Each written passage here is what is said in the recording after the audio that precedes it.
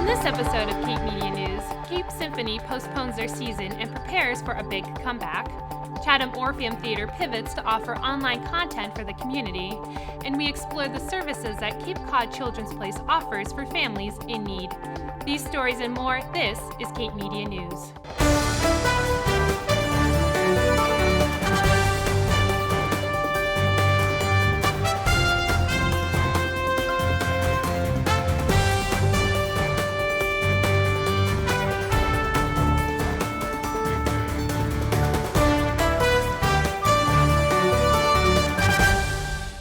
This is Cape Media News, your local authentic newscast for Cape Cod. I'm Emily Tullock. Thank you for watching. If you've gotten any strange calls lately from the Barnstable County Sheriff's Office asking for money related to the IRS or your Social Security benefits, beware. It's a scam. The Barnstable County Sheriff's Office announced earlier this week that their office and the names of some of their employees are being fraudulently impersonated in an effort to scam people out of their money. The Sheriff's Office wants to remind people that they do not make calls to any person or business to collect money. So if you receive one of these calls, hang up immediately or report the matter to your local police department.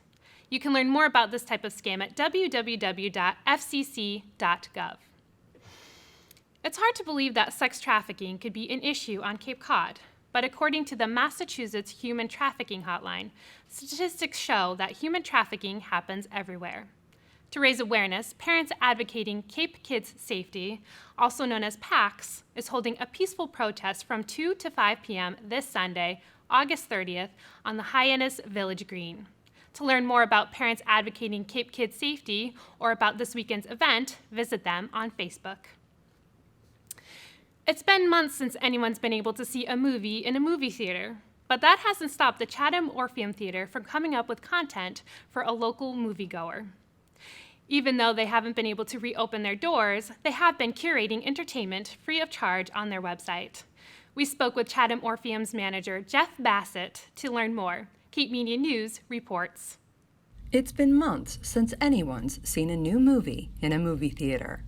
That's because movie theaters, like bars and other facilities that serve large gatherings, have been restricted by COVID-19 safety guidelines. For moviegoers who are missing fun times with friends at the theater, the wait has been offset by a variety of new streaming options. But for small and independent movie theaters, like the Chatham Orpheum Theater in Chatham, waiting to reopen under Governor Baker's four-phased reopening plan has meant having to stay closed indefinitely. My name is Jeffrey Bassett. I am the theater manager at the Chatham Orpheum Theater. We are a nonprofit, community-based theater that loves to put on events and also show big movies at the same time. Then we decided to close on the 13th of March, right before Governor Baker issued closures, I think that following Monday. And we have been fully closed since. We are all waiting for phase 4. Theaters in the area are also closed because of the 6-foot restrictions in the theater. And also during phase 3, there's only allowed 25 people in a theater.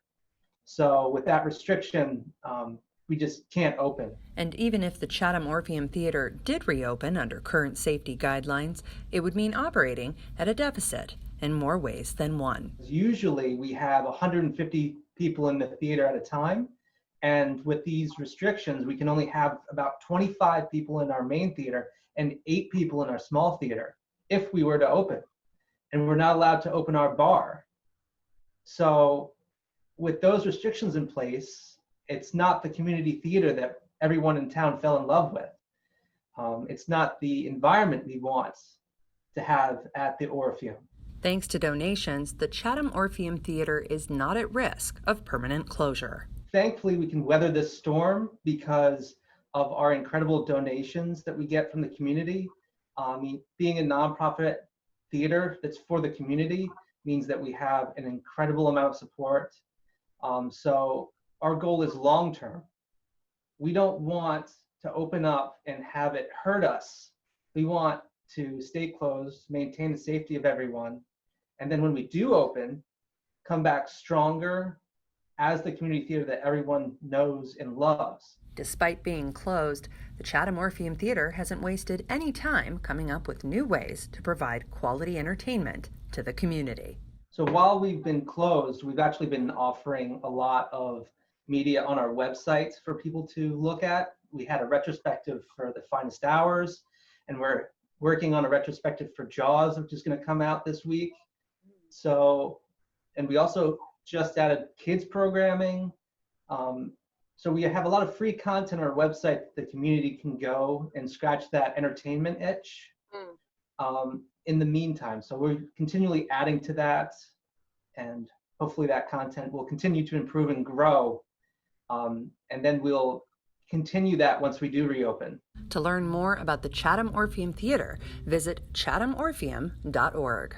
For Cape Media News, I'm Gabrielle Rawson. To learn more about Chatham Orpheum Theater or to view their content online, visit chathamorpheum.org. Up next, we talk with the Cape Symphony.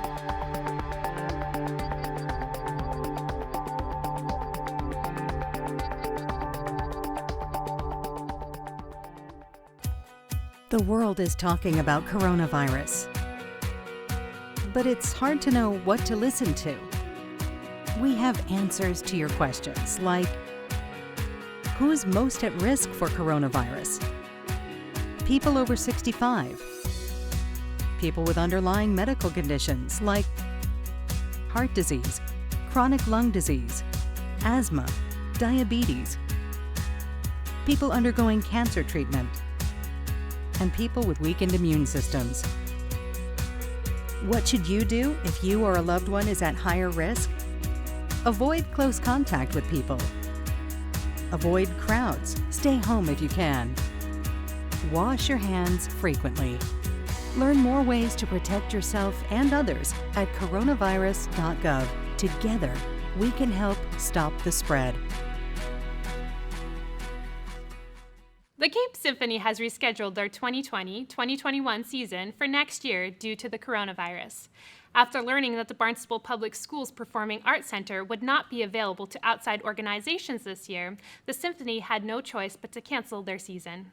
This announcement follows previous pandemic-related cancellations and postponements of both concerts and classes, which have resulted in an unexpected $2 million revenue loss for the Cape Symphony and Conservatory. Looking ahead, Cape Symphony is coming up with multiple strategies to not just survive, but to thrive. Gabrielle Rawson has the story. There's no denying that COVID-19 has impacted the arts probably more than any other community. Since March 14th, state requirements have prohibited large gatherings, meaning that bars, nightclubs, and all other houses of performance art have had to shutter their doors. We knew when the 4 phases were outlined by the governor that we fell into phase 4, as does every major art and cultural organization across the country. So it's not just us, it's everybody. And that prohibits, pulling people together right now, indoors less than 25 and outdoors less than 50. That does not provide us more of an opportunity when you have a symphony of 67 musicians. We've already surpassed that number. Prior to the pandemic, Cape Symphony held concerts at the Barnstable Performing Arts Center, which is part of Barnstable High School. Because of COVID, that space is no longer available. The education system in this country is also trying to figure out, how do we get kids back? How do we get, everybody in safely? Health and safety is a primary concern, and understanding their decision. We anticipated it. We didn't want it to happen. But I respect that, they have to take care of their own. They have to do what they need to do. Jung Ho Pak, who is artistic director and conductor for the Cape Symphony, says these many months without music have been painful for them. Well, our musicians are freelance musicians, which means that they play with us and many other orchestras. And that's how they make their living. They piece together all these different orchestras. And it has been, as you can imagine, quite devastating, not only artistically, but emotionally. Making music is what they do. And to have that completely and thoroughly eliminated from their lives, there is a joy to play for an audience, but there's incredible joy playing next to another wonderful musician and playing beautiful music. And to be basically robbed of that opportunity, it's who we are. It's how we define ourselves. So I think many are struggling and they're trying to readjust, but they also, I think we, as many of us, have just accepted the fact that this is at least the normal for now. and it's going to be for many, many months. Like many other organizations that have had to pivot the way they operate, Cape Symphony is learning to adapt. You know, as every organization across the country, we're trying to be creative. We're trying to, move to some digital content. Jung Ho's been very successful with producing the Enjoy series. We've had some very big successes of trying to connect with our audiences, but it's, we can't be a part of the community doing what we do best, which is bringing music. And that is frustrating for everybody, including our patrons. But although their season has been canceled for now, they're not giving up hope for a big comeback. Pre-pandemic, the symphony was extremely strong. The audiences loved what we do. We had some of the highest attendance in the country per capita. The Cape is actually a relatively small population, but we had outstanding audiences of twice is probably what we should normally have. So I have full confidence that when we come back, not only will the musicians come back with great fervor and great enthusiasm, I think our audiences are going to jump right back on board too. But we have to know, and they have to know, that everything is going to be safe for both the musicians and the audience. And despite the hardships of COVID-19, Cape Symphony tells us there's always a silver lining. We're here for the long term. We're not going away. We all feel confident about that. And in many ways, we're actually very excited about our future because it is giving us the opportunity to correct our path a little bit and adapt to some opportunities that we may not have been taking advantage of. So we're looking forward to it. To learn more about Cape Symphony and their online offerings, visit capesymphony.org. For Cape Media News, I'm Gabrielle Rawson. If you would like to support Cape Symphony, you can donate online at capesymphony.org. Up next, we learn about the work Cape Cod's Children's Place is doing for families in need.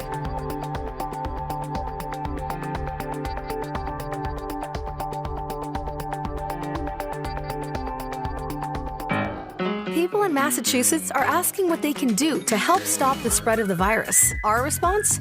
Answer the call. Hello? Thanks for calling. I've been worried. Thanks. Now I know what to do. Through what's called contact tracing, the MA COVID team will be reaching out to everyone who's tested positive for coronavirus or who has been exposed.